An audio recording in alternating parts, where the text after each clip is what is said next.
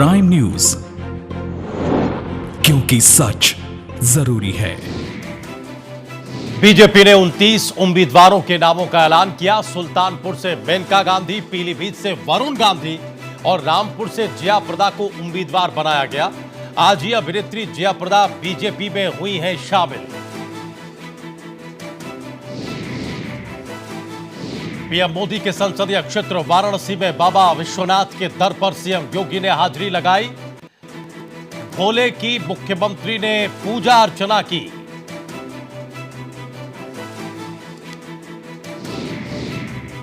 गोरखपुर के नुमाइश मैदान में बीजेपी की विजय संकल्प सभा में सीएम योगी का कांग्रेस पर हमला। योगी ने कहा, कांग्रेस पार्टी आतंकियों को बिरयानी खिलाती थी, अब हम गोला दागकर आतंकियों का सफाया करते हैं। एसपी बीएसपी गठबंधन में शामिल हुई निषाद पार्टी। अखिलेश ने बीजेपी पर निशाना साधा, कहा इस बार बीजेपी का खाता भी नहीं खुलेगा।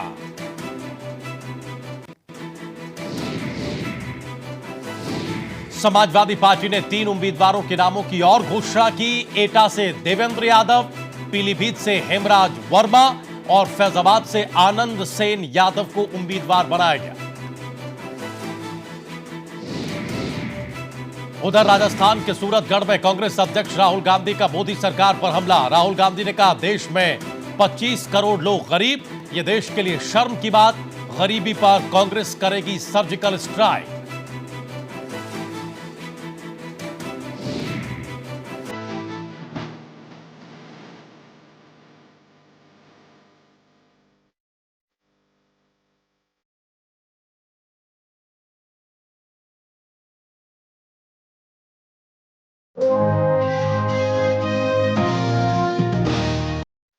नमस्कार, स्वागत है आप सभी का प्राइम न्यूज पर। मैं हूं राजीव रघुनंदन। वक्त प्राइम एजेंडा का है और प्राइम एजेंडा में आज बात बीजेपी की विजय संकल्प रैली की।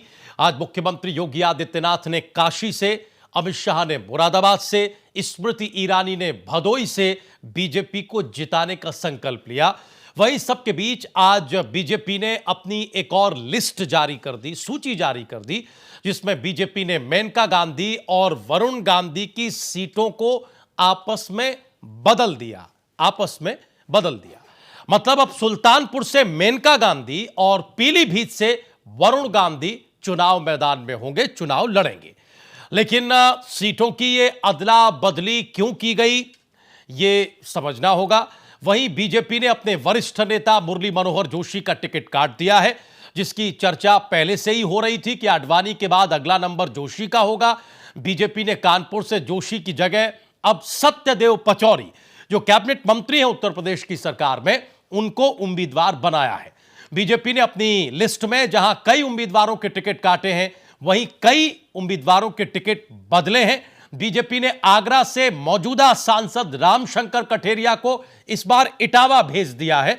यानी आज जो सूची घोषित हुई उसमें रामशंकर कठेरिया को इटावा से टिकट दिया गया है। वहीं बीजेपी ने रामपुर से जया प्रदा को उम्मीदवार बनाया है, जिन्होंने आज ही पार्टी का दामन थामा था। लेकिन जया के चुनाव लड़ने से अब रामपुर की जो लड़ाई है वो थोड़ी सी दिलचस्प हो गई है, क्योंकि यहां से समाजवादी पार्टी के आजम खान चुनाव मैदान में है और आजम और जया की लड़ाई 1 दशक पुरानी है। ऐसे में कौन जीतेगा यह देखना बड़ा दिलचस्प रहेगा। वहीं सबके बीच एन वक्त पर भी टिकट काटे जा रहे हैं।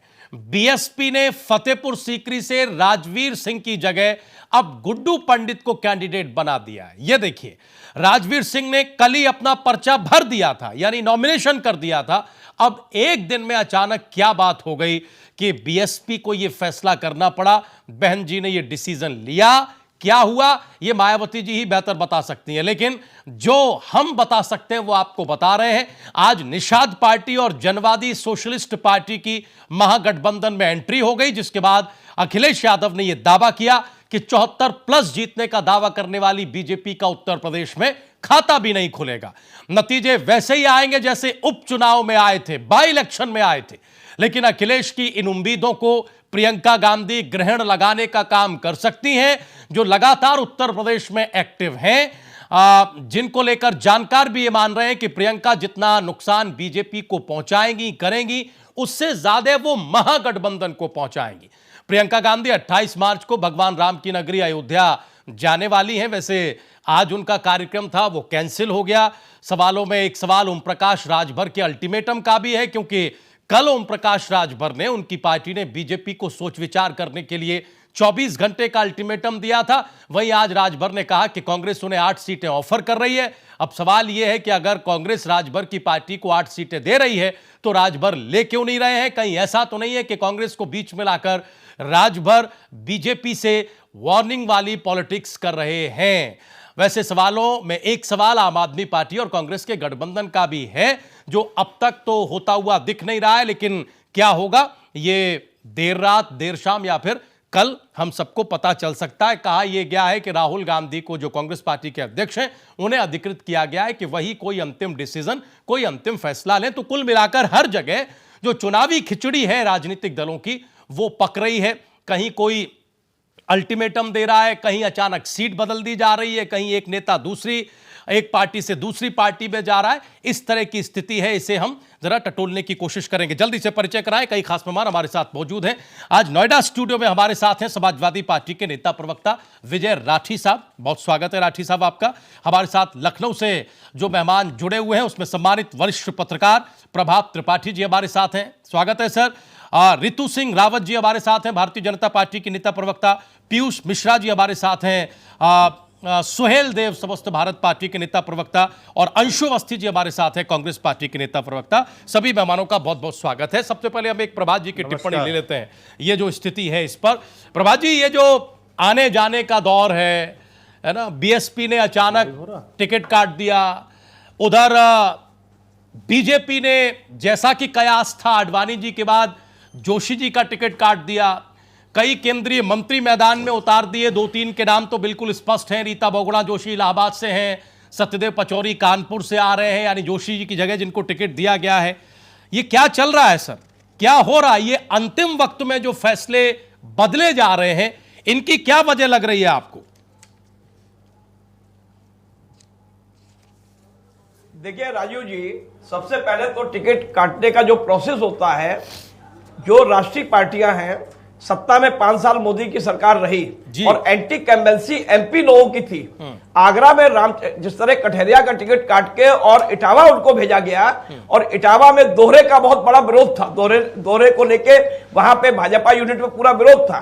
और भारतीय जनता पार्टी ने जो टिकट काटे हैं, देखिए जो टिकट काटने का सिलसिला सत्ताधारी पार्टियों का होता है, वो अपनी एंटी कैम्बेंसी को हटाने का होता है। तो जो ये टिकट का बंटवारा हो रहा है, जैसे जोशी जी है, कानपुर में जोशी जी को टिकट दिया, जोशी जी उम्र दराज हो गए और वहां पे जोशी का एक तरीके से विरोध भी हुआ, और पचौरी को टिकट देना, वो ब्राह्मण एक पूरा जो सीट है कि भाई ब्राह्मणों को भी निराश ना किया जाए। तो भारतीय जनता पार्टी जो कील काटे अपने दुरुस्त कर रही है, वो सबसे बड़ा क्या है कि कहीं विरोध का स्वर, देखिए सबसे बड़ा भारतीय जनता पार्टी ने एक, मैं कहूंगा कि एक बहुत ही अच्छा काम यह किया है कि जैसे उन्नाव से उन्होंने साक्षी जी का बहुत विरोध हो रहा था और साक्षी जी को उन्होंने पुनः टिकट दिया। अगर साक्षी का टिकट काटते तो जो साक्षी तेज तर्रार एक हिंदुत्व लहर को जीवित करने वाले जो एक नेता थे, वो उल्टा सीधा बोलते भारतीय जनता पार्टी के लिए। तो ये जो कील काटे भारतीय जनता पार्टी ने दुरुस्त किए हैं, उन्होंने वो अपनी एंटी कमेंसी को, एमपी जो सांसदों की एंटी कमेंसी उसको एक तो दूर किया, नंबर एक बात। नंबर दूसरी बात, जयप्रदा को रामपुर से लड़ाना। रामपुर से जिस तरह पिछले 1.5 दशक से आजम खां और जयप्रदा को लेके 36 का आंकड़ा था, और अमर सिंह को लेके आजम खां लगातार एक बयानबाजी करते रहे, तो वहां पे जयप्रदा को उतारना निश्चित तौर पे भारतीय जनता पार्टी वो सीट पाने की कगार पे है। क्योंकि देखिए चुनाव जो अब हो रहा है, वो राष्ट्रवाद वर्सेस जो भी एक तस्वीर बने, अभी हम आप तस्वीर का खाका खींच नहीं सकते हैं, क्योंकि अभी फर्स्ट फेज का चुनाव जो होने जा रहा है, वहां कैसी लहर चलेगी जो साथ में उसमें चरण में जाके समाप्त होगी। लेकिन जो टिकट का अदला बदली या दल बदल या जो लोग इधर से उधर जा रहे हैं, वो एंटी कैम्बेंसी के चक्कर में, क्योंकि बहुत से सांसद ऐसे हैं जो 2014 में मोदी की लहर में चुनाव जीत गए थे, लेकिन उन्होंने क्या अपने जनता क्षेत्र में डिलीवरी दी उन्होंने मोदी जी की जो। तो सर आप कह रहे हैं कि एंटी इनकम्बेंसी से बचा जाए, तो रामचंद्र प्रभात सर आप कह रहे हैं कि एंटी इनकम्बेंसी से बचा जाए, इस वजह से ये डिसीजन लिए जा रहे हैं। एक छोटी सी टिप्पणी, ये जो पीलीभीत और सुल्तानपुर में जो अदला बदली की गई कि मेनका गांधी को सुल्तानपुर दे दिया और वरुण गांधी को पीलीभीत दे दिया, इससे क्या करने की कोशिश पार्टी ने की? क्या इससे एंटी इनकम्बेंसी अगर फैक्टर होगा भी तो क्या वो डाइल्यूट होगा, वो कम होगा? जी देखिए, मैं आपको एक बात राजीव जी बताऊं, सुल्तानपुर सीट और पीलीभीत सीट का मामला है। सुल्तानपुर से वरुण गांधी और पीलीभीत से मेनका गांधी। मेनका गांधी जी यूपी से टिकट भी नहीं मांग रही थी, वो हरियाणा साइड में जाना चाहती थी। जो वो टिकट बदला है, चाहे वो वरुण का और मेनका का टिकट बदलने की बात हो, चाहे गुड्डू पंडित को मायावती जिस तरह अचानक लाई है, आपको मालूम होगा ये वही गुड्डू पंडित है जो कई विवादों में रहे हैं। लेकिन देखिए, राजनीति में कभी कभी क्या होता है कि मसल्स पावर, और राजनीति में जो व्यक्ति का, आप देखिए कानपुर से चल रही थी चर्चा की, जो है दिनेश शर्मा को कानपुर भेजा जा रहा है, लखनऊ से ये क्लियर हो गई तस्वीर। तो प्रियंका, उसका वरुण गांधी और मेनका का जो अदला बदली की गई है, देखिए कई चीजें जो भारतीय जनता पार्टी के जो थिंक टैंक है, जो उनको एक ग्राउंड लेवल पे जो रिपोर्ट आ रही थी, उन्होंने जिस रिपोर्ट के आधार पे अपने टिकट का डिस्ट्रीब्यूशन किया है, वो निश्चित तौर पे मैं तो कहूंगा काबिले तारीफ है। और देखिए सबसे बड़ी चीज क्या है कि जो इन्होंने जितने भी टिकट काटे हैं, जो आगे भी फेस में काटेंगे, उनमें ऐसी स्थिति में वो नए चेहरे ला रहे हैं जिनका जिस चेहरे का अपना वजूद वहां पे हो और जातिगत आधार पे कील काटे दुरुस्त हो। अगर ब्राह्मण भी नाराज ना हो, ठीक सर, आप ही के शब्दों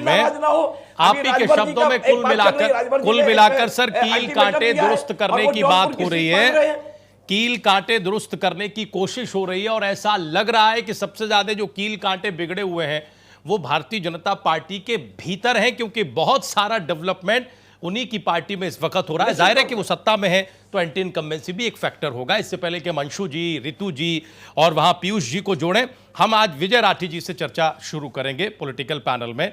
विजय राठी जी, आज निषाद पार्टी के साथ और जनवादी पार्टी के साथ आप लोगों का गठबंधन हो गया। अखिलेश जी ने प्रेस कॉन्फ्रेंस की, लेकिन हमें ये अंदाजा नहीं था कि अखिलेश जी निषाद पार्टी के साथ गठबंधन होते ही इतना ज्यादा उत्साह में आ जाएंगे। आपके अध्यक्ष कह रहे हैं कि जीरो बीजेपी को खाता नहीं खोलने देंगे सर। नहीं देखिए राजीव भाई, ये तो राष्ट्रीय अध्यक्ष जी जो हैं हमारे, वो बिल्कुल सही बात बोल रहे हैं।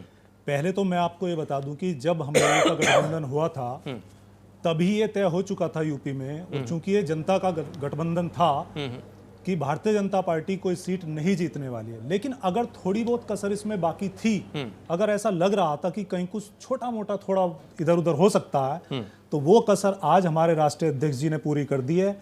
और इसके बाद हम लोग 100% नहीं, हम 200% निश्चिंत हैं कि ये गठबंधन उत्तर प्रदेश में सारी सीटें जीतेगा। नहीं तो सर, और एक चीज राजीव भाई मैं एक चीज बोलना चाहता हूं। ये लिस्ट पे अभी बात चल रही थी, तो लिस्ट पे आपने देखा होगा जिस तरीके से प्रत्याशी को बदल रहे हैं कि यहां से उठाया उधर भेज दिया, उधर वाला इधर भेज दिया। बात सिर्फ ये इतनी नहीं है, बात यह है कि 80% इनके जो प्रत्याशी हैं वो अपने क्षेत्र में चुनाव दोबारा लड़ना ही नहीं चाहते। अब वो लड़ना क्यों नहीं चाहते? नहीं, वो तो उल्टा है, पार्टी तो कह रही है कि हम टिकट नहीं देंगे। बहुतों के टिकट काटे हैं। जोशी जी का उदाहरण सामने है। रीता बहुगुणा जोशी को इलाहाबाद से ले आए, मुरली मनोहर जोशी के टिकट काट के सत्यदेव पचौरी को ले आए। ये तो वो लोग हैं जिनको इन्होंने हाशिए पे धकेलने का काम किया है। इनको तो टिकट काटने का उनका कोई बहाना चाहिए था, उनको धीरे धीरे इन्होंने साइडलाइन कर दिया। उनकी बात हम ना करके हम ये करेंगे। मैं आपको मेरठ का एग्जाम्पल देता हूं। वहां से बीजेपी के सांसद हैं, कई गांव ऐसे हैं जहां पे लोगों ने पोस्टर लगा दिए बाहर कि सांसद साहब गांव में नहीं घुसेंगे, हम लोग आपको वोट नहीं देंगे। क्यों? क्योंकि आप 2 टेन्योर आपके हुए, आप एक सड़क नहीं बनवा पाए। ये एक एग्जाम्पल नहीं है राजीव भाई, ऐसे कई एग्जाम्पल हैं। पीलीभीत में क्या हुआ, मेनका गांधी के विपक्ष में 4 विधायकों ने प्रेस कॉन्फ्रेंस कर दी कि ये बाहरी है, ये आकर आती नहीं है, यहां विकास नहीं करती हैं। तो ऐसा एक नहीं, ऐसे तमाम उदाहरण हम यूपी में दे सकते हैं, या दूसरे क्षेत्र में, भारत के दूसरे राज्यों में, जब बीजेपी के सांसदों ने कोई काम ही नहीं किया। अब बताने के लिए, अब जनता के सामने जाए तो क्या लेकर के जाए? जो भी योजना जिस चीज को ये लेकर के जाते हैं, आंकड़े बताते हैं, वो आंकड़े सारे फर्जी हैं। खुद प्रधानमंत्री जी जब चिल्ला चिल्ला करके इस चीज को बोलते हैं कि भारत विश्व गुरु बन चुका है, तो मैं एक सवाल आप लोगों से करना चाहता हूं कि आज अगर शिक्षा सूचकांक हम लोग देखें तो भारत 145 रैंक पे है 191 देशों में। तो ये कौन सा विश्व गुरु की लाइन में है हम?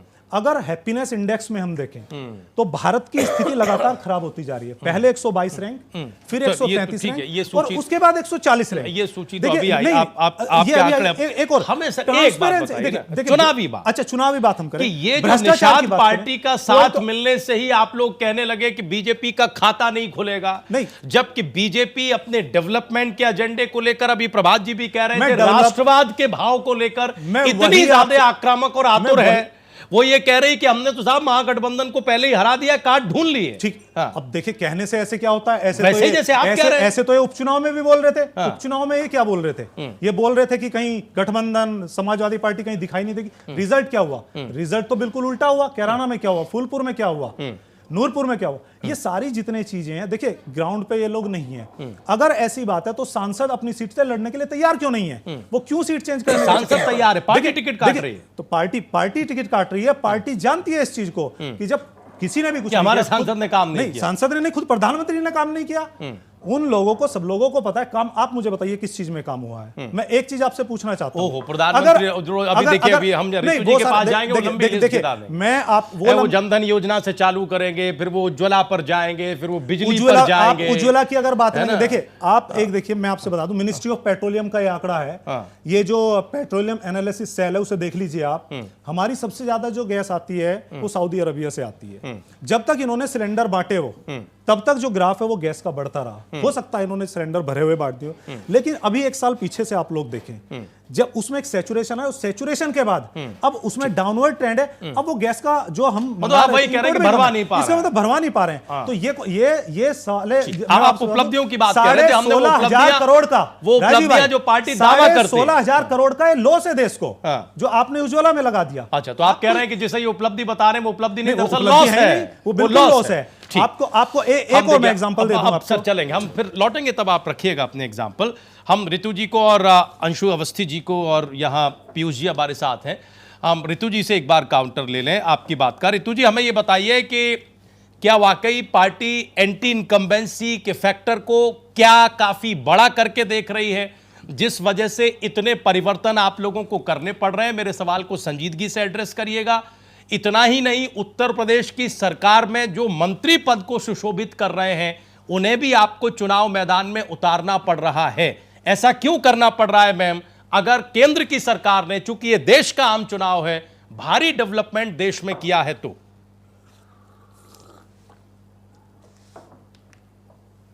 देखिए, पहले तो मैं सपा के प्रवक्ता जी विजय राठी जी का जवाब देना चाहूंगी। गठबंधन तो इनका 2017 में हुआ था, तो धूल चाट ली, और अब ये चाहे कितना गठबंधन बना ले, क्योंकि ओवर स्मार्ट किसी को नहीं होना चाहिए। काम के तर्क पे बात करनी चाहिए। हम करते हैं काम पे बात, तर्क पे बात, आंकड़ों पे बात, जो सपा सरकार ने कभी की नहीं। तो ये सारी चीजें, और हमने अगर बदला है तो वो हमारी मर्जी है कि हम किसको कहां पर क्या कहते हैं टिकट दें। जो लोग अच्छा काम कर रहे हैं उन्हें दोबारा भी कैबिनेट में है तो क्या हुआ, टिकट मिलेगी। और अगर ये कहते हैं कि हमने इधर से उधर फेर किया है, तो अगर फेर किया तो ये इनके लिए तो और अच्छा है।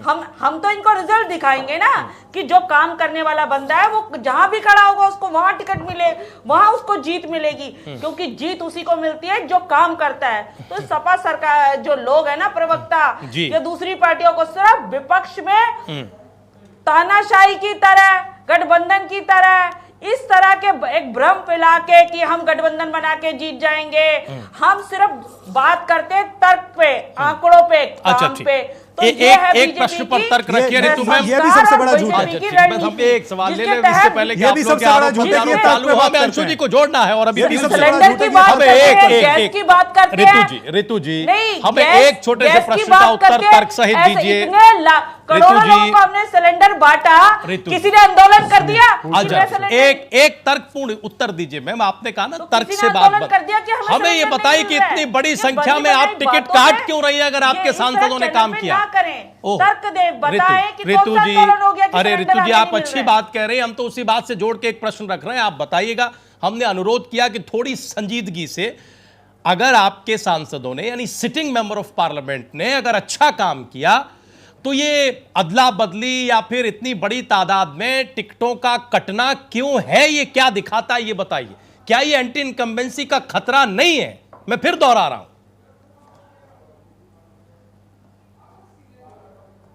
देखिए, टिकट कटना, किसी का टिकट काटा नहीं गया। हर आदमी की अपनी रिपोर्ट कार्ड होती है और बीजेपी जिला स्तर से चेक करती है और एक नहीं कई बार जो लोग उतरते हैं उस पे खड़े उनको टिकट दिया जाता है, काम के उस पे दिया जाता है, उनकी रिपोर्ट कार्ड पे टिकट दिया जाता है। तो इस पे, और जब इलेक्शन होते हैं तो किसी का नेचुरल बात है कि ऐसा तो हो नहीं सकता कि एक आदमी हमेशा उसी टिकट पे इलेक्शन लड़ता रहे। तो टिकट उसी लोगों को मिलती है जो काम करता है, फेरबदल वो किया जाता है। तो उसकी रिपोर्ट कार्ड देख के जो आदमी अच्छा काम करता है जहां खड़ा होगा वहां जीतेगा। तो मानिए ना कि जिन लोगों के टिकट आपने काटे उनका रिपोर्ट कार्ड अच्छा नहीं है, मुरली मनोहर ऋतु जोशी और मैडम, आडवाणी फिर जी ये का मानिए रिपोर्ट ना कार्ड कि खराब जहां था जहां क्या? आप टिकट काट रही है वहां रिपोर्ट कार्ड की दिक्कत है, उनके रिपोर्ट कार्ड अच्छे नहीं है, ये तो मानिए। फिर देखिए, हाँ। और जो नहीं काटे किसी के नहीं है, ओहो। काटे किसी के नहीं है। हाँ। कुछ लोग उनमें से ऐसे भी हैं जो नहीं भी लड़ना चाहते हैं। अच्छा। तो ठीक है, जो नहीं लड़ना चाहते हैं ये एक नया नरेशन है, ठीक, उनके ये एक नेतृत्व में नया हमने नरेशन इलेक्शन है लड़ा। कि और लड़ना हर नहीं बार चाहते, फेर पार्टी ने बदल- किसी का नहीं नहीं, काटा है, सब लेकिन बहुत पार्टियों सारे में लोग होना लड़ना नहीं चाहिए। चाहते, हर इस वजह से इंसान उनको को- दिया नहीं है। हर- वैसे ये हर इंसान को चांस ठीक, मिलना चाहिए। ये नई परंपरा है। अगर हर आप इंसान देखेंगे को चांस तो मिलना पहले चाहिए। कम ऐसा होता था, राजनीति यही पहले कहती है। कम ऐसा होता था, अब थोड़ा ज्यादा हो रहा है। पहले सिटिंग एमपी या एमएलए पर पार्टियां दांव लगाया करती थी और वो नेता भी अपना जो स्टेक है उसको छोड़ने को तैयार नहीं होता था, लेकिन इधर बड़ी तादाद में ऐसा हो रहा है। हम पीयूष जी के पास जाएं, इससे पहले अंशु जी आपको शामिल करना चाहते हैं। एक तो हम ये जानना चाहते हैं अंशु जी कि प्रियंका जी के कार्यक्रम इतना क्यों बदल रहे हैं या उनमें क्या दिक्कत आ रही है? जो एक कार्यक्रम घोषित होता है, एक रूट चार्ट आता है, उसके बाद फिर पार्टी बताती है कि नहीं साहब अभी ऐसा नहीं हुआ है, अब 28 को या अब 27 को ऐसा होगा। नंबर 2, ये जो बीजेपी के भीतर हो रहा है, ये जो अदला बदली है, ये जो केंद्रीय मंत्रियों को उतारा जा रहा है जो प्रदेश की सरकार में है, इसे आप कैसे देखते हैं?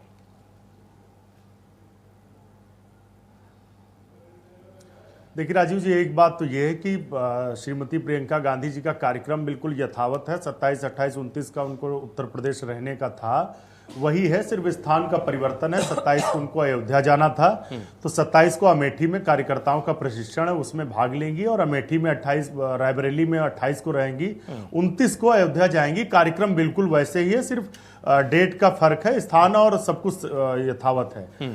दूसरा जो बात अभी हमारी बहन भी कर रही थी और आपका भी जो सवाल है, सही बात यह है कि आप पूरे देश में उठा के देख लीजिए। बिहार में भारतीय जनता पार्टी 22 सीटों पर जीती थी, आज 17 पर चुनाव लड़ रही है। सब समझ सकते हैं क्यों कारण है। 5 साल तो आपने काम किया था, तो आपका हौसला बढ़ना चाहिए था, आपको 22 से 28 पहुंच जाना चाहिए था, पहली बात। दूसरा, उत्तर प्रदेश में जिस तरीके से इनके सहयोगी दल आंख तरेर रहे हैं, और आपको याद हो 2014 में बड़ा बड़ा नारा चलता था कि मोदी जी कहते थे हर प्रचार में कि आपका एक एक वोट सीधे मुझे मिल रहा है, यानी जवाबदेही उस प्रत्याशी से, उस मेंबर ऑफ पार्लियामेंट से ज्यादा मोदी जी की थी। तो जनता भूली नहीं है, उन्हीं मोदी जी से हिसाब किताब करने जा रही है। जितनी योजनाएं चलाई गई सभी प्रतीकात्मक रही। आज उज्ज्वला का देखिए कितना बुरा हाल है। किसान कर्जा माफी की बात की गई थी, किस तरीके से 1 रुपए, 2 रुपए, 3 रुपए माफ किया गया। उद्योगपतियों का 3.5 लाख करोड़ रुपए माफ किया जाता है। तो कहीं ना कहीं जो व्यक्ति अपने बुजुर्गों का नहीं है, सहयोगी पार्टियों का नहीं है, वो कैसे जनता का होगा, ये बात जनता को समझ में आ चुकी है राजीव जी। उसी का कारण है कि पिछले 5 राज्यों के चुनाव में बीजेपी बुरी तरीके से हारी है। हमने वादा किया है, हमारे राष्ट्रीय अध्यक्ष राहुल गांधी जी ने, हम काम करते हैं, बड़ी बड़े भाषण नहीं देते, अच्छी अच्छी लोक लुभावन बातें अपनी जगह, मोदी जी बातें खूब करते हैं, लेकिन जनता आज पहली बार है 45 साल में सबसे ज्यादा बेरोजगारी दर चरम पर है। आंकड़े छिपाए जा रहे हैं। हम तो जानना चाहते हैं वो आंकड़े कौन से हैं, किन आंकड़ों की बात हो रही है। आज आप बताइए, हम तो कहते हैं कि सेना ने हमारे अद्भुत पराक्रम किया था, सेना कहती है आंकड़े हम नहीं देंगे, अमित शाह जी कहते हैं नहीं नहीं 250 मारा। आप सेना के पराक्रम को लिमिटेड क्यों करते हैं? हम कहते हैं सेना ने हजारों मारे, आप क्यों कहते हो कि 250 मारे? दूसरा, सारे आंकड़े छिपाए गए, प्रधानमंत्री पर स्वयं भ्रष्टाचार के आरोप हैं। हमने वादा किया है 2019 में हमारी सरकार बनेगी, हम न्यूनतम आय गारंटी के तहत 72,000 रुपए प्रति वर्ष और मैक्सिमम 12,000 रुपए प्रति महीने तक देंगे। ये अमीरों का माफ करेगी बीजेपी, हम गरीबों के साथ खड़े। इस देश से गरीबी हटनी चाहिए। मोदी जी ने हर भाषण में कहा कि मैं चाय वाला हूं, मैं गरीब का बेटा हूं, लेकिन कभी गरीबों के लिए काम नहीं किया। आज तक का रिकॉर्ड है, उन्होंने कोई ऐसी योजना बता दीजिए जिससे गरीब लाभान्वित हुआ। हाँ, इनके बड़े बड़े 15 उद्योगपति जरूर लाभान्वित हुए। सत्ताधारी पार्टी ये कहकर आज आप देखिए हर किसान की लागत 35% बढ़ गई राजीव जी, लेकिन आज भी गन्ना किसानों का 10,000 करोड़ से ज्यादा बकाया है। सुनिए तो वो क्या कहकर मजाक उड़ा रही है। वही सत्ताधारी पार्टी ये कह रही है कि 70 के दशक का सपना अभी भी आप जनता को दिखा रहे हैं। वो ये कह रहे हैं कि चौथी पीढ़ी भी वही कर रही है जो वो पहली पीढ़ी कर रही थी, दूसरी पीढ़ी, और ये सब कह के वो आपको नाकारा साबित कर रहे हैं। ये तो एक क्वेश्चन मार्क है ना सर। देखिए राजू जी, मैं 1 मिनट मुझसे पूछूं। मैं तो अपनी बीजेपी के साथी से बस ये पूछना चाहता हूं, जो न्यूनतम आय गारंटी है जिसमें 72,000 रुपए हम सुनिश्चित करेंगे प्रत्येक हिंदुस्तान के 25 करोड़ लोगों को, बीजेपी इसके समर्थन में है या पक्ष में? यदि गरीबों को पैसा मिलता है तो ये उसका समर्थन करेंगे या विरोध करेंगे? सिर्फ ये बात बताएं। सवाल कांग्रेस या भाजपा का नहीं है, सवाल नियत का है कि गरीबों को यदि लाभ मिल रहा है तो भारतीय जनता पार्टी उसका विरोध क्यों कर रही है, ये असली मुद्दा है। और दूसरा, हमारे साथी ये बताना भूल जाते, जब 1947 में हम आजाद हुए थे, हमारी आबादी 36 करोड़ थी, उसमें गरीबी 86% थी। राजीव जी, आज वो घटकर गरीबी आज 22% है और जनसंख्या बढ़कर 130 करोड़ है। तो ये झूठ मत फैलाएं, गुमराह मत करें देश के लोगों को। ठीक है, देश को IIT, IIM, भेल, इसरो, तारापुर परमाणु अनुसंधान केंद्र, हजारों संस्थान ऐसे मिले। ये हम तो बीजेपी से कहते हैं एक संस्थान बता दो और एक जन के लिए जो नीति बनाई हो जनहित के लिए वो बता दो। पीयूष जी को जोड़े, विरोध क्यों कर रहे हैं? बड़ा गंभीर डेवलपमेंट किसी गरीब को 72,000 रुपए मिलेगा, ये विरोध क्यों? या समाजवादी पार्टी या BSP में ही नहीं चल रहे हैं सर। पीयूष जी उद्योगपतियों का ये माफ करते हैं, गरीबों के साथ इनको इतनी दुश्मनी क्यों है? थोड़ा संवाद करने दीजिए, एक मिनट रितु जी आंसर करिएगा, थोड़ा बारी का इंतजार करिए, इतनी उतावली मत होइए, इतनी उतावली मत होइए। ये बताइए आप समर्थन में हैं या विरोध में? आप न्यूनतम आय गारंटी के समर्थन में हैं या विरोध में? आपको जवाब देना पड़ेगा, इसी चैनल पर बताना पड़ेगा कि आखिर आपने इन 5 सालों में गरीबों के लिए। पीयूष जी को एक बार दिखाइए, हम आते हैं आप लोगों के पास। पीयूष जी, हम ये जानना चाह रहे हैं कि हमें ऐसा लगा था पिछले हफ्ते कि आपका और बीजेपी के भीतर जो सामंजस्य है वो ठीक हो गया है। हमने बयानों में राजभर जी के तारीफें भी देखी थी, लेकिन कल से अचानक आप लोग फिर से अल्टीमेटम के मूड पे आ गए हैं, तो ऐसा क्यों है? और 5 बजे तक की मियाद थी। एक मिनट अंशु जी, रितु जी, एक मिनट प्रश्न नहीं सुन पाया, जरा रिपीट करिए। जी, एक मिनट रितु जी, प्लीज एक बार हमें पीयूष जी से संवाद करने दीजिए। आप लोग के पास हम लौटेंगे, एक बार बात तो हो जाए। पीयूष जी, 1 मिनट मेरे को प्लीज।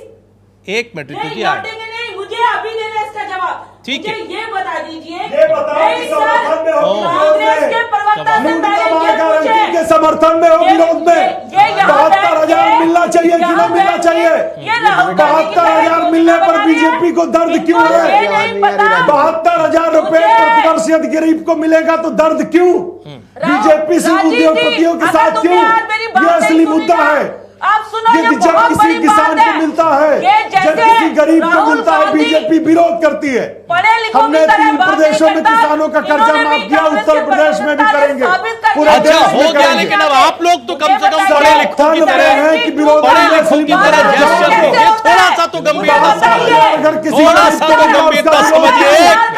72,000 किसी गरीब को मिलेगा का विरोध क्यों? जवाब दीजिए, पक्ष में है कि विरोध में? योजना बनाएंगे जिस इंसान को ये नहीं पता न्यूनतम आय गारंटी के पक्ष में है कि विरोध में? 12,000 रुपए किसी गरीब को यदि कुछ पैसे मिलेंगे तो समर्थन में है कि विरोध में?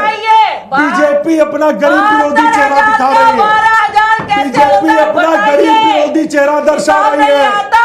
इनको शर्म आनी चाहिए, शर्म।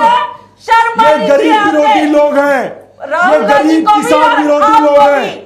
गरीबों को पैसा मिल रहा, बीजेपी विरोध क्यों कर रही है? ठीक है, अब हो गया। किसी गरीब को पैसा मिल रहा है, बीजेपी विरोध कर रही है। ऋतु जी हो गया भाई, अब हो गया ना आप लोगों का बात किसी संवाद। गरीब को पैसा हो गया, आप मिल रहा जरा है, पीयूष जी को बीजेपी मौका विरोध दें। क्यों कर रही है? हो गया अंशु जी, हो गया प्लीज। किसी किसान का कर्जा माफ होगा, बीजेपी हो विरोध गया। क्यों कर रही? हो गया, नहीं राजीव जी, हो गया मैडम, जवाब लेंगे, लेकिन बाकी ओ आप देखिए बाकी मेहमानों का टाइम खा रहे हैं, आप बाकी मेहमानों का टाइम खा रहे हैं। एक बड़ा, अब जरा पीयूष जी को दिखाइए, पीयूष जी को दिखाइए प्लीज। अंशु जी होल्ड करिए, अंशु जी प्लीज होल्ड करिए, बाकी लोगों से भी तो सवाल जवाब संवाद होने दीजिए। बाकी लोगों से भी हमारी गुजारिश है, प्लीज आप लोग अपने तर्कों में दूसरे के समय की हानि कृपया करके ना करें। पीयूष जी हमारी आवाज आपको मिल रही, सर आप सुन पा रहे हैं? ठीक है पीयूष जी, हमारा प्रश्न ये है कि पिछले कुछ दिनों से आप लोग फिर से अल्टीमेटम के मोड में आ गए। एक अल्टीमेटम कल आप लोगों ने दिया था आज 5 बजे का, क्या हुआ उसका? क्या आप लोगों को 5 सीटें मिली या नहीं मिली? क्या आप लोग कांग्रेस पार्टी के साथ जा रहे हैं? अब सुन लीजिए भाई अंशु जी, ऋतु जी सुन लीजिए। राजीव जी देखिए, अभी तक की स्थिति बड़ी उठापोह की है। भारतीय जनता पार्टी ने जब हम लोगों के साथ 6 जुलाई सन 2016 को गठबंधन किया था तो नारा दिया था सबका साथ और सबका विकास। इन्होंने हमारा 2014 में हम भी इंडिपेंडेंट अपनी पार्टी के सिंबल पर लड़े थे, जो हमारी खुद की एक पार्टी है जिसको इलेक्शन कमीशन ऑफ इंडिया ने सिंबल दिया, उसी के तहत ही हमारे वोट मार्जिन को देखकर ही इन्होंने हमसे गठबंधन किया था। 2014 का पावर देखकर ही 2016 में इन्होंने हमसे गठबंधन किया था, 17 में हमने इनको रिजल्ट दिया। अब आई 2018 की बारी तो हमने 5 सीटें मांगी थी, जिसमें उत्तर प्रदेश के प्रदेश अध्यक्ष डॉक्टर महेंद्र नाथ पांडे जी की भी चंदौली की एक सीट है। और 5 सीटों में अभी देखा होगा आपने, डिबेट से पहले कुछ दिन पहले ये लिस्ट आई है, जिसमें से हमारी जो सीटें हमने मांगी थी घोसी, जौनपुर, सलेमपुर, लालगंज और चंदौली, तो इनमें से 2 सीटें अभी तक होल्ड पे रखी गई हैं। अब मुझे यह समझ में नहीं आ रहा है, तो भारतीय जनता पार्टी का शीर्ष नेतृत्व ही बताएगा, अन्यथा कल हम किसी भी के साथ जा सकते हैं। हम कांग्रेस के लिए भी जा सकते हैं और हम महागठबंधन में भी जा सकते हैं। ठीक है, लेकिन सर हमें ये बताइए पीयूष जी कि आप लोग इतनी बार्गेनिंग क्यों कर रहे हैं? अभी तक पिछले 2-2.5 महीनों से हम देख रहे हैं आपका अल्टीमेटम वाला मोड है। हमारा सवाल लीजिए पीयूष जी, आप लोग इतनी बार्गेनिंग कर क्यों रहे हैं? हमें तो ये लगा था कि मामला सेटल हो गया है। टेम्परेचर बढ़ा निगम में जब सेटलमेंट हो गया, पद मिल गए, तो ये था कि सब कूल डाउन हो गया। अचानक आप लोग 5 सीटें मांगने लगे, इतनी बार्गेनिंग क्यों और इसका क्या मैसेज जाएगा? सर एक बात बताइए, अगर भारतीय जनता पार्टी यह कहती है, और हमारी बड़ी बहन बैठी अभी कह रही थी सबको चांस मिलना चाहिए और सबका साथ और सबका विकास, तो इनको हम लोगों को अपने सहयोगियों को सीट देने में क्या दिक्कत है?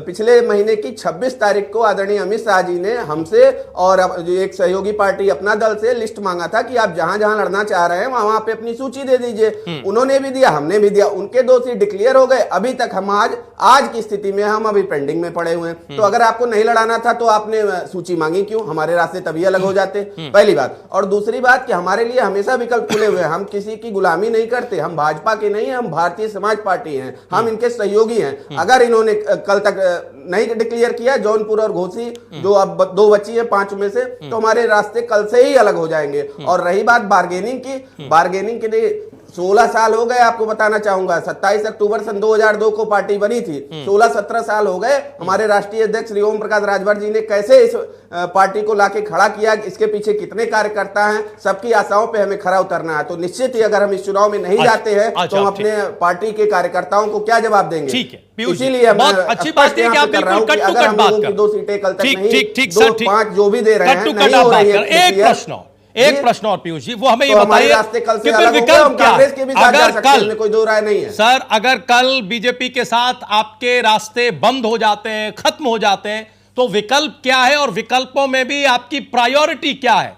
खबरें तो यह है कि कांग्रेस पार्टी से आपकी बातचीत काफी पुख्ता तरीके से हो गई है, लेकिन अभी आपने कहा कि आप गठबंधन के साथ भी जा सकते हैं। क्या प्रायोरिटी है आपकी?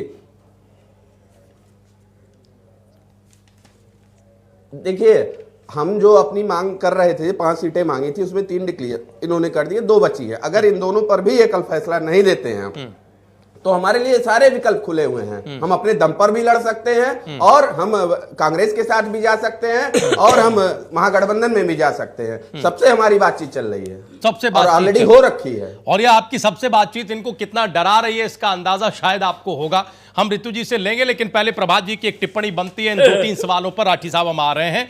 प्रभात सर, एक तो ये बताइए कि क्या ये जो राजभर साहब की पार्टी है ये बीजेपी का खेल बिगाड़ सकती है या फिर बीजेपी इनकी बात मान लेगी? हालांकि ये खुद बता रहे हैं कि 5 की डिमांड थी, ये देखिए 2 सीटें केवल बची हुई हैं।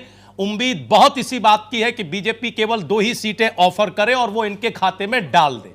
नंबर 2, ये जो अभी अंशु जी और रितु जी के बीच में जो वाद प्रतिवाद संवाद चल रहा था, क्या जो न्यूनतम आय गारंटी योजना है ये कोई गेम चेंजर योजना साबित हो सकती है? क्या इससे बीजेपी थोड़ा बहुत चिंता में है? क्या यह योजना कम से कम इतना कर सकती है कि चुनाव को वापस मुद्दों पर ले आए? ये जो भावनाओं में चुनाव बिखरा हुआ था ये सारा दौर खत्म हो जाए?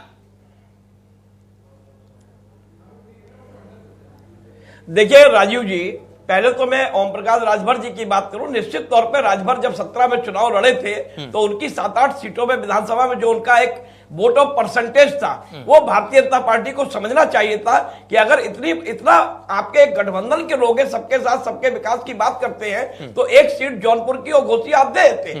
5 सीट 6 सीट आप भले ना दें, लेकिन उनको 2 सीट या 1 सीट बनती है। जब आप अपना दल को दे सकते हैं तो आप उनको भी दे सकते थे। तो निश्चित तौर पे इलेक्शन का समय है और अब इसको बार्गेनिंग के रूप में क्यों आप देखें, वो अपनी ताकत के रूप में अपनी सीट मांग रहे हैं। तो अगर गठबंधन बचाना है और सबके साथ सबके विकास की बात करनी है तो उनको 1 आध सीट पे मना लेना चाहिए। ये तो राजभर का मुद्दा आ गया।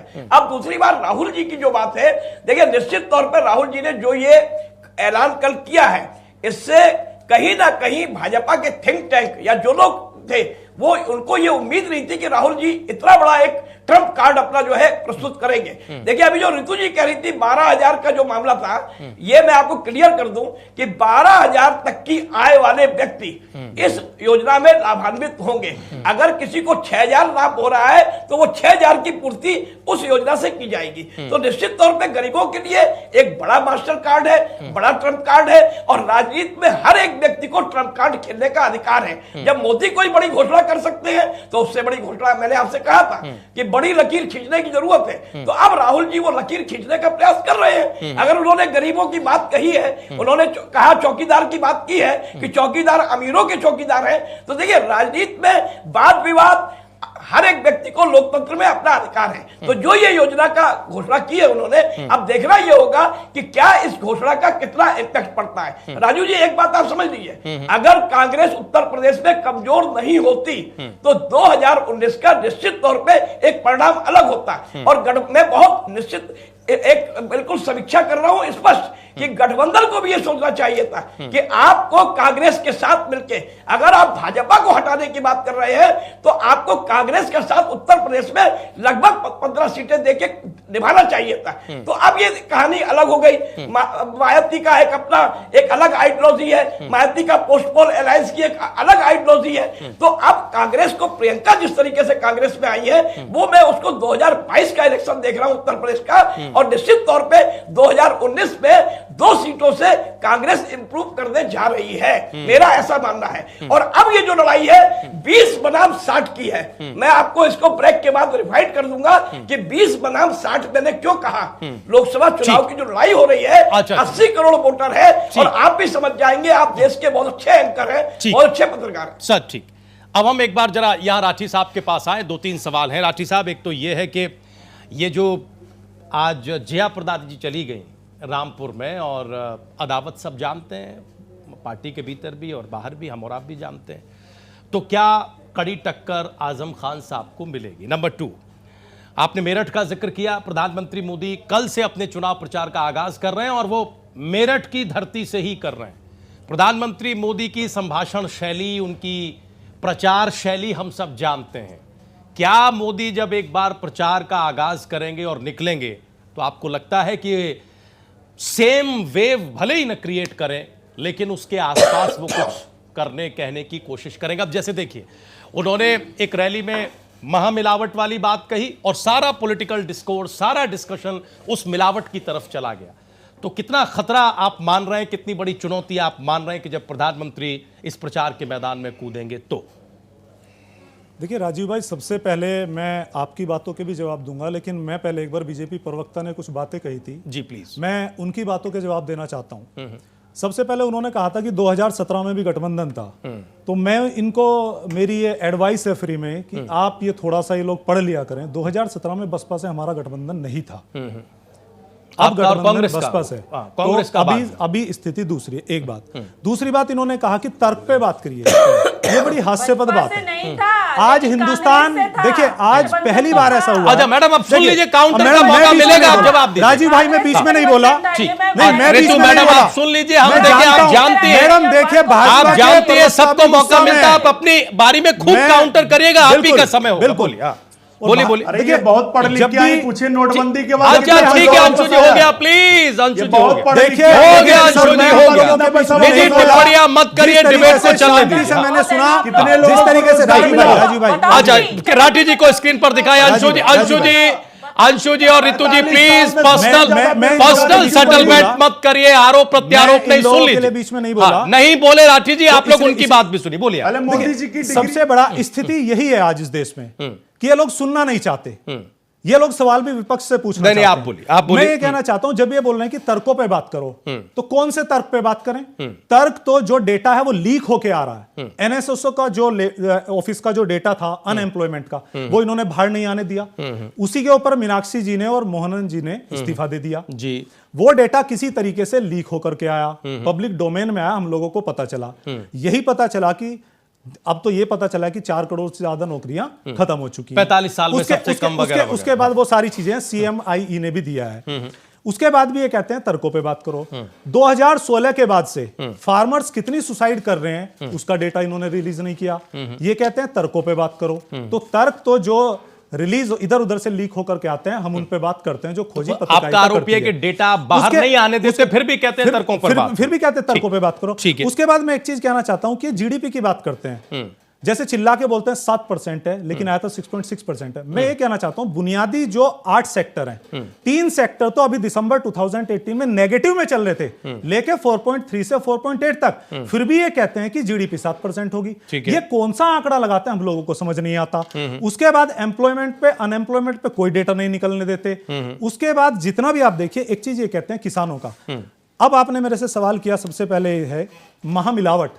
प्रधानमंत्री ने अटैक किया। मेरा सवाल यह था कि जब वो अपनी उसी स्टाइल में प्रचार करेंगे तो आप मुकाबला कैसे करेंगे? मैं प्रधानमंत्री जी से पूछना चाहता हूं कि जो मिलावट वर्ड होता है, इस बात का जवाब दे देखिए, नेगेटिव होता है पॉजिटिव होता है। मिलावट का मुझे लगता है शायद मिक्सचर होता है, मीनिंग कोई भी चीज है, अगर आटा होता है उसमें नमक मिला के रोटी खाते हैं गरीब लोग, तो ये मिलावट क्या मतलब है इनका?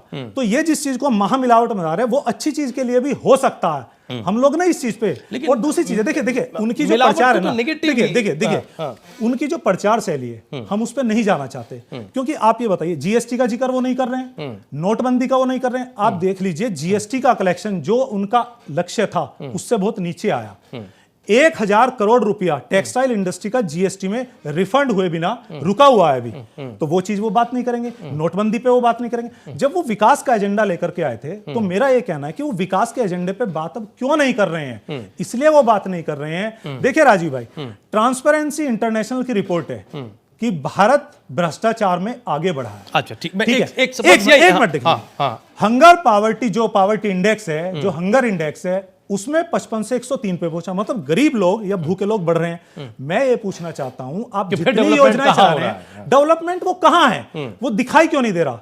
इनफॉर्मल जो इकोनॉमी है वो खत्म हो गई है, नौकरियां नहीं है। देखिए ये लोग क्या, ये दावा क्या करते हैं, ये कहते हैं कि क्या नौकरियां पहले नहीं थी, और बीजेपी आईटी सेल ये भी चलाती है जुमले कि क्या लोग पहले सब कलेक्टर थे।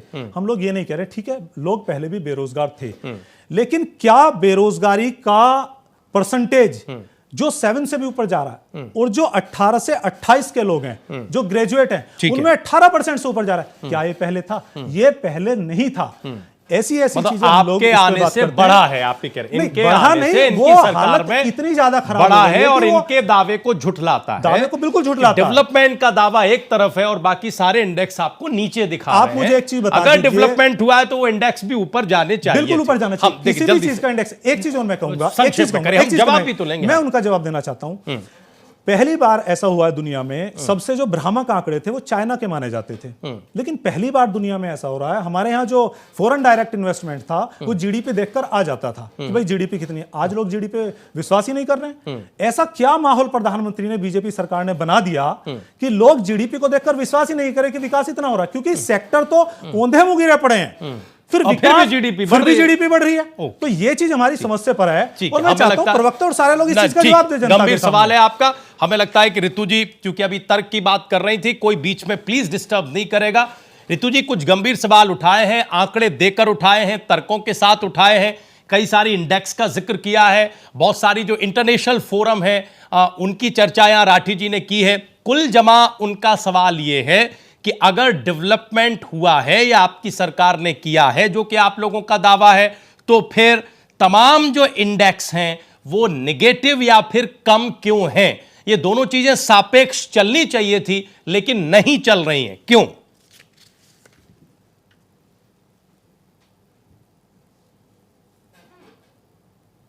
इन्होंने रोजगार की बातें करी, हमने प्रधानमंत्री कौशल विकास योजना शुरू करी, उसमें कितने लोगों को 1,18 लाख लोगों ने उसमें परीक्षण लिया।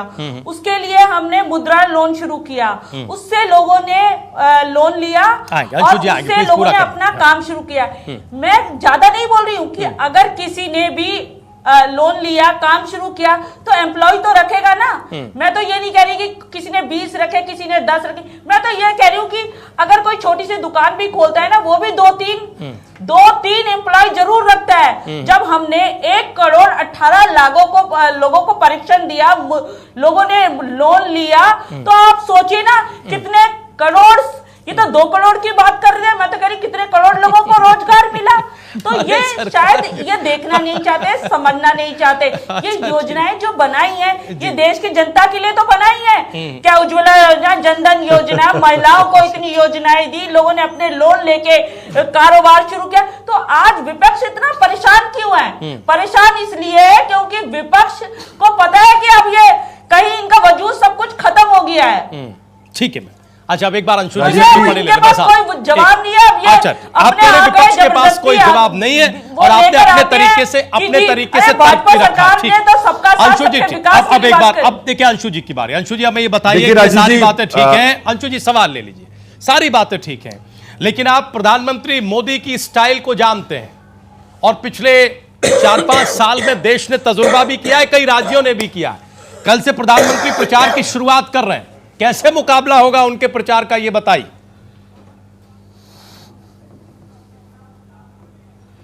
देखिए राजीव जी, एक चीज समझ लीजिए, हम तो हमारे बीजेपी की साथी बोल रही थी, मैं बड़े गौर से इसलिए सुन रहा था, इंटरप्ट नहीं कर रहा था कि उसका जवाब भी देना है।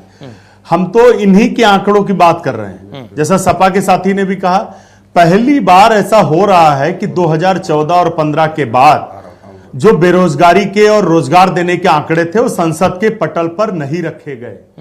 हम तो इन्हीं की बात कर रहे हैं। ये हमने पहले ही कहा ओपनिंग डिबेट में कि इन्होंने सारी योजनाएं प्रतीकात्मक चलाई, प्रचार प्रसार तो खूब हुआ, आंकड़े जमीन पर नहीं आ पाए। अगर ऐसा था तो हर बार आंकड़े रखे जाते थे, आपको भी रखने चाहिए थे, आपको रख के गौरवान्वित होना चाहिए था, सिर्फ आत्ममुग्ध नहीं होना चाहिए योजनाएं बनाकर। दूसरा, प्रधानमंत्री जी कि जो भी उनकी स्टाइल है, लेकिन शायद वो जनता की स्टाइल नहीं जानते। जनता पिछले 70 साल से जो स्टाइल अपनाती चली आई है, 2004 में किस तरीके से भारतीय जनता पार्टी के पक्ष में सारा माहौल था, शाइनिंग इंडिया हो रहा था, लेकिन जब परिणाम आए तो धराशायी हो गए। जो नेता और चेहरे की बात होती है, असली बात यह है कि जनता आपका रिपोर्ट कार्ड बना रही है 5 साल का, और उसमें आप 0/0 हैं। आपने कोई भी काम नहीं किया। आपने, अगर आप मोदी जी अपना मैनिफेस्टो लेकर आएंगे कल मंच जब भाषण और प्रचार की शुरुआत करेंगे, तो मुझे लगता है उनके पास बोलने के लिए शब्द नहीं होंगे। झूठ वो कितना भी बोल सकते हैं, झूठ बोलने में भारतीय जनता पार्टी माहिर है, लेकिन मैनिफेस्टो लेकर यदि खड़े होंगे, ये नहीं खड़े होंगे, हम खड़े होंगे कि ये बीजेपी का मैनिफेस्टो है, और लोगों को देंगे कि एक भी काम यदि मैनिफेस्टो का किया हो तो बता दें। ठीक है। दूसरा, जब न्यूनतम आय गारंटी दी जा रही है तो हम तो ये जानना चाह रहे हैं इस योजना का विरोध क्यों कर रहे हो। अगर कोई अच्छी चीज आ रही है गरीबों के लिए, आप नहीं कर पाए, आप उद्योगपतियों के साथ रहे, तो अच्छी चीज का सपोर्ट तो करो, समर्थन तो करो। जब पाकिस्तान पर हमला ये कर रहे थे हम तो साथ खड़े थे। कोई भी गरीब चीज को ये गरीबों के लिए लाना चाहे हम तो साथ खड़े हैं, लेकिन ना तो ये गरीबों के लिए 5 साल में कुछ कर पाए, और जब हम करने की बात करते तो ये विरोध करते, ये दुर्भाग्यपूर्ण है। अच्छा ठीक है, अंशु जी हो गया, ये जन विरोधी चेहरा दर्शाता है। आपकी बात आगे, एक बार पीयूष जी और हमें प्रभात जी, एक बार पीयूष जी के पास जाने दीजिए। हम एक पीयूष जी से महत्वपूर्ण सवाल लेना चाहते हैं। पीयूष जी देखिए, अभी आपकी स्थिति वेट एंड वॉच की है पीयूष जी, और आपने सभी पार्टियों पर, गठबंधन पर पूरी निगाह रखी हुई है। हमें लगता है कि आप बड़ा न्यूट्रल तरीके से हमें यह बता सकते हैं, क्योंकि ये प्रश्न मेरा नहीं है, आपकी पार्टी के भीतर भी होगा कि कौन राजनीतिक दल कहां खड़ा है, किसके तरफ जाने से कितना फायदा है। तो क्या कुछ विश्लेषण कर सकते हैं आप उत्तर प्रदेश में इस आम चुनाव में कौन राजनीतिक दल कहां खड़ा हुआ है? क्या महागठबंधन ऊपर है, या फिर बीजेपी ऊपर है, या कांग्रेस पार्टी भी कोई कमाल कर सकती है? क्योंकि आपकी निगाहें चारों तरफ हैं। बताइए हमें, थोड़ा विश्लेषण आपका इंटरेस्टिंग होगा, बोलिए। राजीव जी, मुझको किसी का तरफदार नहीं लिख सकते, कम से कम वो मुझे लाचार नहीं लिख सकते। तो देखिए, हमारे पास विकल्प कई खुले हुए हैं, कांग्रेस भी है तो उस विकल्प की तरफ जाना भी है, और स्वयं हम एक पार्टी है, तो हम अपने बैनर तले भी चुनाव लड़ सकते हैं। देखिए, हम आपको फिर वही बता रहे हैं कि हम भारतीय जनता पार्टी के साथ चलना चाह रहे हैं। अगर भारतीय जनता पार्टी हमको नहीं चाहती कि साथ रहे, और वो जिस दिशा में भेजेगी उस दिशा में हम चले जाएंगे, हमें कोई दिक्कत नहीं है। ना हमें मंत्री पद का लोभ है, ना हमें ये निगम और जो आप बता रहे हो राज्य मंत्री, इसका पद का लोभ है। कल तक का समय 2 सीटों इन्होंने होल्ड रखी हैं, नहीं तो उसके बाद परिणाम आपके सामने होंगे। अच्छा, वैसे अपर हैंड किसका है आपके हिसाब से? इस वक्त चुनाव कहां खड़ा है पीयूष जी, ये तो बताइए। देखिए, देश में 2 ही पार्टियां नेशनल हैं, एक भाजपा और दूसरी कांग्रेस, और जैसे हमारी बात जहां बनती है वहां पे हम अपना रुख क्लियर कर देंगे कल। यानी आप बताना नहीं चाह रहे, चलिए ठीक है। ये 60-20 का अभी जिक्र किया था प्रभात जी ने, हम उनसे जरा जानना चाहते हैं। प्रभात जी, क्या है ये 60-20 का फॉर्मूला, कैसे नैरेट करेंगे इसे? देखिए राजीव जी, मैं अभी जैसे अंशुल जी हमारे कह रहे थे कांग्रेस के, मैं तो ये कह रहा हूं कि अगर समूचा विपक्ष मैनिफेस्टो को, घोषणा पत्र को लेकर जनता के बीच जाए तो बहुत दिलचस्प चुनाव होगा। लेकिन ये चुनाव मैनिफेस्टो के आधार पर नहीं होता है। अभी मंच सजेंगे, कुछ इनके ऐसे बयान बहादुर कुछ ऐसे बयान देंगे, कोई मंच पे आपको रोता हुआ दिखाई देगा, कोई राष्ट्रवाद की बात करेगा, चुनाव बिल्कुल अलग तब्दील हो जाता है। मैंने जो 20 और 60 की बात की, 80 करोड़ मतदाता इस देश के अंदर इस 2019 के लोकसभा चुनाव में भाग लेने जा रहे हैं। 10 करोड़ हो सकता है वोट न डाल पाए, 60-70% वोट पड़ेगा। इस समय जो देश के अंदर एक अलग टाइप का एक माहौल बना है, कोई 23 तारीख का इंतजार कर रहा है कि एक नया चेहरा होगा, इस सरकार को जाना चाहिए। और आप समझ गए हैं, मैं ऑन एयर इसको क्या कहूं, हिंदू मुसलमान में किस तरीके के मैं इस चीज को बांटूं। तो मेरा यह कहना है कि एक वर्ग पूरी तरीके से ये मुस्तैद है कि हमें किसको वोट देना है, लेकिन वो भी वोट का पोलराइजेशन वहां हो रहा है। और जो बाकी एक वर्ग है, वो उसका वोट कितना स्थिर रहे, उसके लिए वो राष्ट्रवाद के नाम पर चुनाव लड़ा जा रहा है। और अभी कई मोदी के तर्कस के तीर, कुछ भी हो सकता है इस देश के अंदर। 6 तारीख को, 7 तारीख को, 11 तारीख के पहले कोई भी एक बहुत बड़ी एयर स्ट्राइक ओरिजिनल हो सकती है, जिसका वीडियो देश के सामने आ सकता है। आप ही के चैनल में मैंने ऑन एयर कहा था उस दिन जब एयर स्ट्राइक हुई थी, मैंने कुछ सवाल उठाए थे जो देश में आज अभी तक चल रहे हैं। तो अभी कई स्थिति ऐसी पसोपेश है कि अगर अंशुल जी कह रहे हैं तो समूचा विपक्ष उनके मैनिफेस्टो को लेकर क्या चुनाव मैदान में जाएगा? कभी ऐसा नहीं हुआ है। 2014 का आप इतिहास उठा के देखिए, किसी इनके नेता ने नीच कहा, वहां उनके आंसू गिरे मंच पे। तो ये देश जो चुनाव जब मतदान के समय जाता है, जब मतदाता मतदान स्थल तक जाता है, तो वो कई चीजों का वेरिफिकेशन करता है। अगर विकास के नाम पे उत्तर प्रदेश में 2017 में क्या हुआ, अखिलेश ने बहुत विकास किया था, क्यों सरकार चली गई अखिलेश की? तो विकास के नाम पे विकास बहुत पीछे हो जाता है। और जाति, अच्छा प्रभात जी बताएं कि आज की स्थिति है उसके आधार पर। ठीक सर, आज की स्थिति में किसी भी राजनीतिक दल की कोई हवा या कोई निर्णायकता दिख रही है क्या माहौल में? आज की तारीख में है, या फिर सबके लिए चुनौती है, कोई अंदाजा नहीं है? एक हवा चल रही है। एक हवा नहीं, एक हवा चल रही है राजीव जी। वो एक हवा ये चल रही है कि आखिर ये जो 2019 का चुनाव हो रहा है, क्या कोई नया प्रधानमंत्री मिलेगा या मोदी जी फिर चुनाव जीतने जा रहे हैं? ये एक हवा कुछ नहीं है, वेव कुछ नहीं है। वेव अंतिम समय में बनाई जाती है, कोई ऐसी वेव नहीं है, कोई ऐसी हवा नहीं है जो 2014 में थी। आपको याद होगा 2014 की एक हवा एक अलग तरीके की बह रही थी, लेकिन ये हवा का रुख और माहौल बनाने के लिए चाहे सत्ता पक्ष हो चाहे विपक्ष हो, मैं तो कहता हूं विपक्ष भी उतना जिम्मेदार है। अगर आप मैनिफेस्टो को लेके जाए, अंशुल जी जो बात कह रहे हैं, तो निश्चित तौर पे 2014 एक छोटी सी टिप्पणी हमें ऋतु मैम की तरफ से। आपकी बात पर बहुत छोटी सी टिप्पणी, सर समय नहीं बचा, हमें ये बताएं ऋतु मैम, हवा जैसी कोई चीज नहीं है, इनकार कर रहे हैं प्रभात जी, तब तो फिर मुकाबला यूपी में टफ है आप लोगों के लिए, कोई एक तरफा जैसी स्थिति नहीं है। नहीं सर, लेकिन आपको लगता है क्योंकि हमने सबका साथ सबके विकास की हमेशा बात करी, कहाँ किया? सिर्फ उद्योगपतियों का विकास किया। आपके साथी बैठ के आपकी बुराई कर रहे हैं। आपने अपने बुजुर्गों को भगा दिया, बुजुर्गों को आपने लात मार कर भगा दिया, अपने सहयोगी दलों को आप जो सम्मान नहीं दे रहे, कौन सा विकास किया? सिर्फ उद्योगपतियों का विकास किया। ठीक है, कोई स्पष्ट स्थिति नहीं है, कम से कम अभी तक यही दिख रहा है, कोई स्पष्ट स्थिति नहीं है, हर एक राजनीतिक दल चुनाव के मैदान में है। ठीक है, जनता को ये तय करना है। शुक्रिया सभी, धन्यवाद सभी मेहमानों का आज की डिबेट पे आने के लिए, प्राइम एजेंडा का हिस्सा बनने के लिए। आज के लिए बस इतना ही, आप लोग कहीं जाइएगा नहीं, प्राइम न्यूज पर खबरें जारी है।